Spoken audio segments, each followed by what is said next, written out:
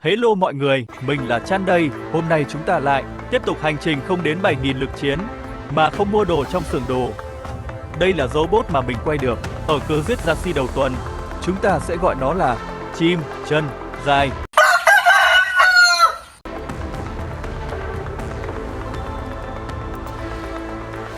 Tiếp theo là citadel có được nhiều vòng quay, cờ dê đất và mất 10 lần quay mới ra, khá đen.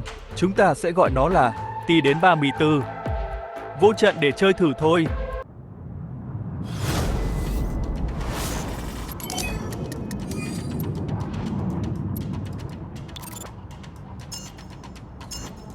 Three, two, one, go.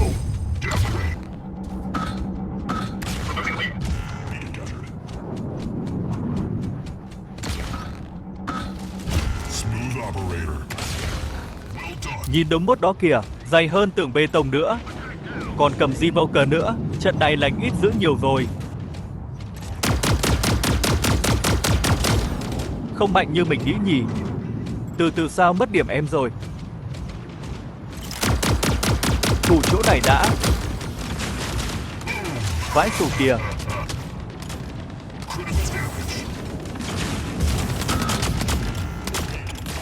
Chim gãy cánh rồi.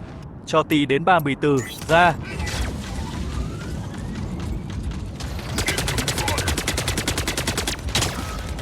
Hết chiêu rồi mày chết. Vãi lìn con kia cũng còn khác ra.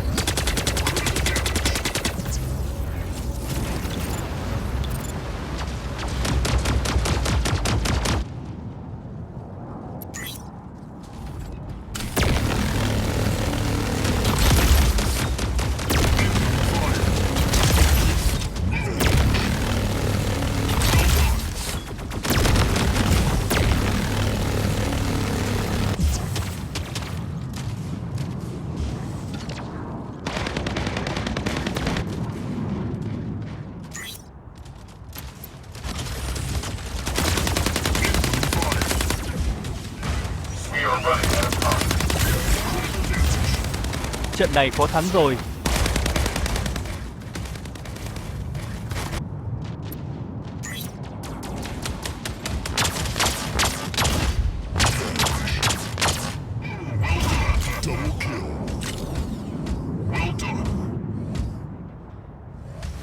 Trận đầu Hành thấy có điểm thế nhỉ.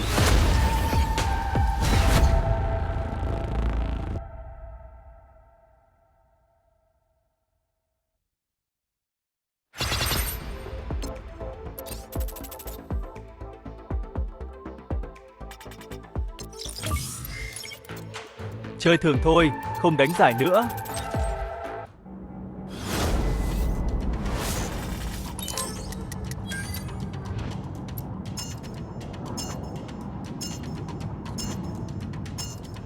Three, two, one, go.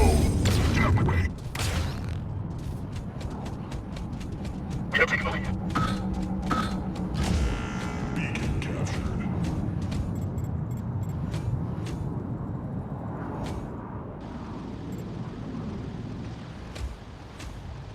Tracking target.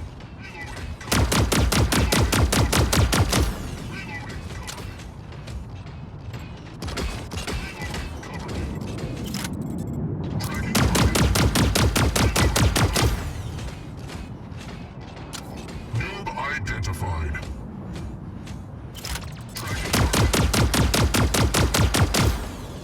Oh! Tracking target. Inputting fire. Cút ra ngoài! Killing spree. Well done.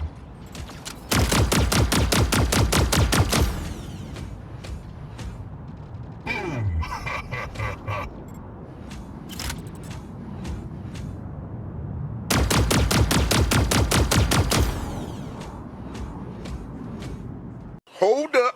Wait a minute.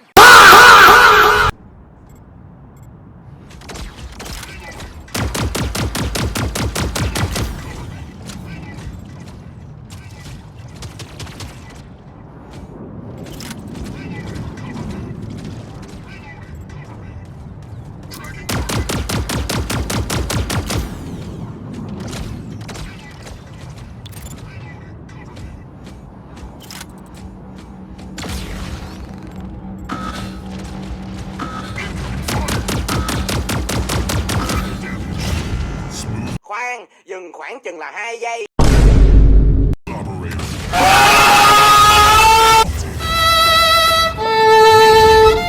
Humiliation. Well done.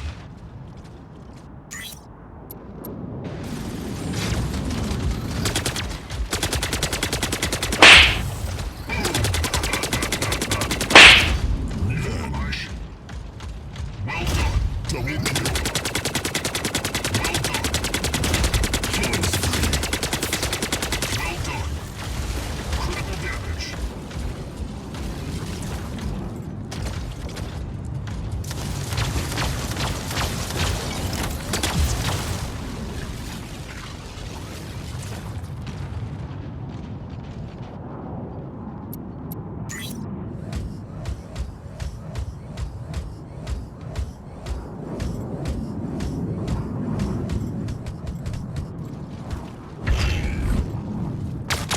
You have 2 minutes remaining.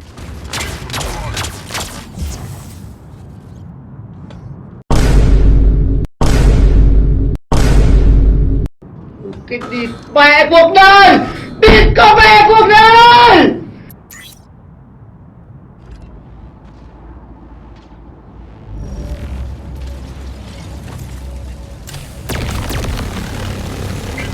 Cút ra ngoài!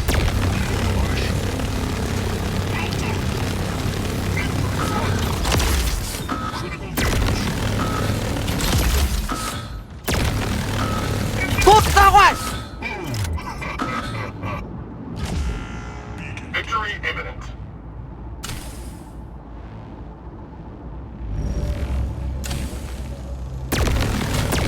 Incoming fire.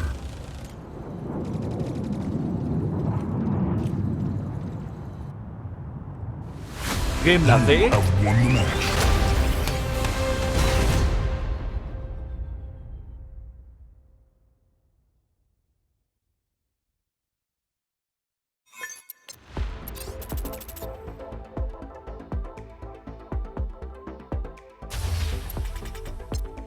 trận cuối nào.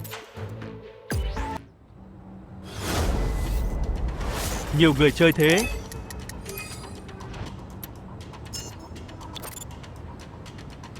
Three, two, one, go. Let's get things started. We're losing the lead.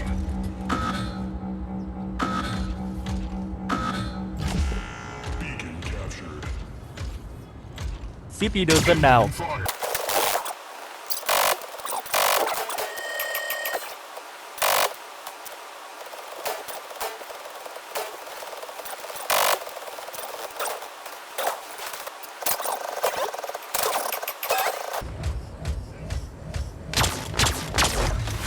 You have won the match.